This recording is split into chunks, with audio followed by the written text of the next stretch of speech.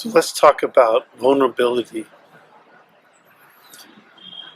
It's a kind of a new phenomenon for human beings to embrace vulnerability outside of artists and circles and things. Um, People used to regard each other's feelings as too much information, as uncomfortable. We've been uncomfortable with ourselves and therefore uncomfortable with others. But it's dawning on people that you don't have intimacy without knowing someone, knowing their feelings, and knowing the things about them that they might not be entirely comfortable with, things that make them unusual. And so we're working on um, being okay being vulnerable, being okay sharing those intimate things. And this could be with an intimate partner, or you can be intimate with life itself, with everyone. Be vulnerable with them if you dare to be vulnerable. So how do you dare to be vulnerable? Right? Vulnerability is scary and dangerous because we risk being rejected or judged uh, by another person or society. And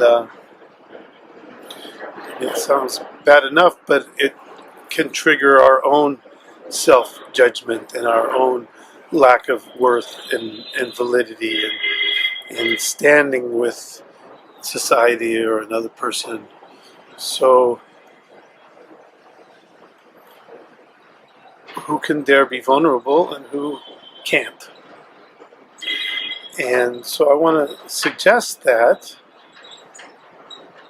first of all, when it comes to the subject of love, find that love is a part of who you are.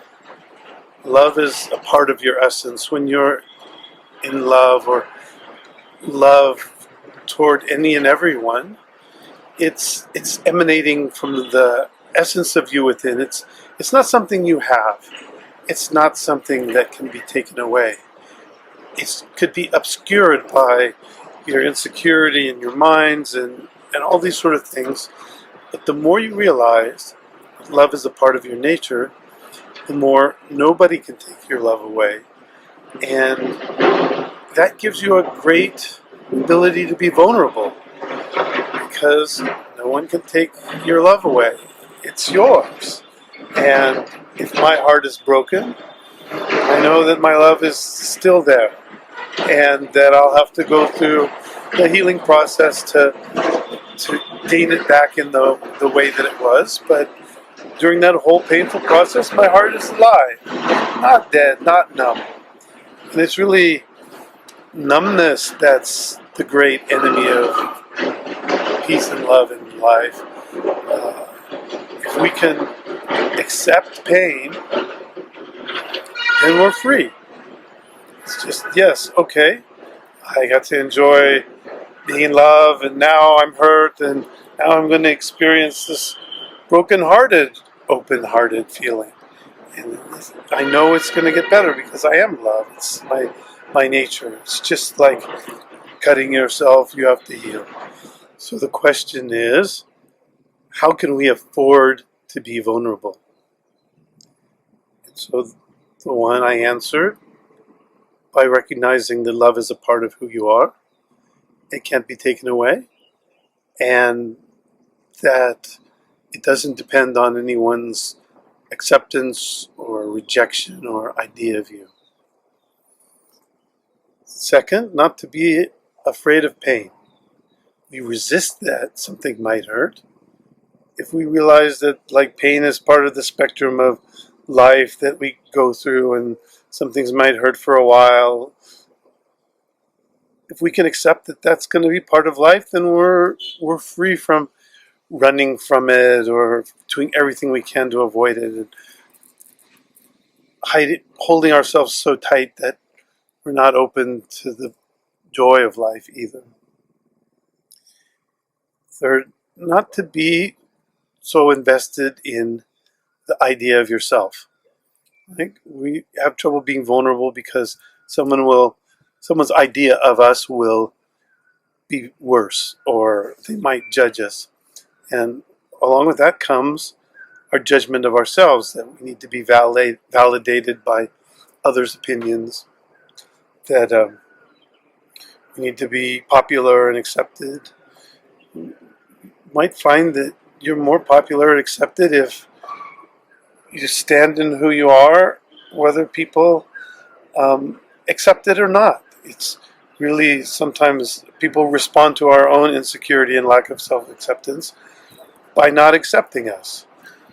So shift your identity to your beingness, which has love as essence, and then whatever you share with anyone, you have little to lose, because the magnetism of your love is still going to be there, and you'll be freed from people with small minds who can't accept the human condition.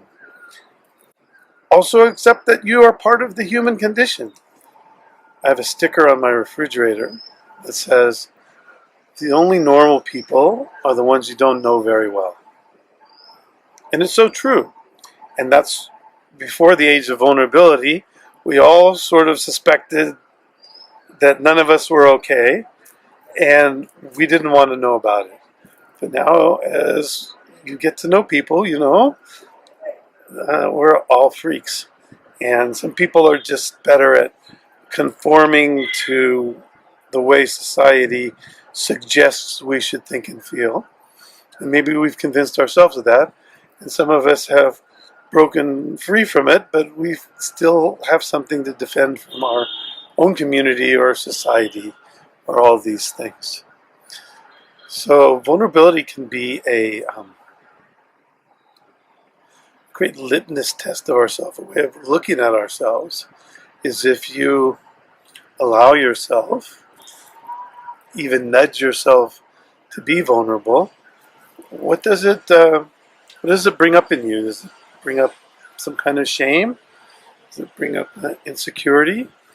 When faced with that, can you surrender to it? Can you let that go as it comes up? If so, you become able to be more and more vulnerable, because you're less and less vulnerable, because your pain doesn't depend on your vulnerability being accepted by others. So be intimate with life, be alive, and be vulnerable.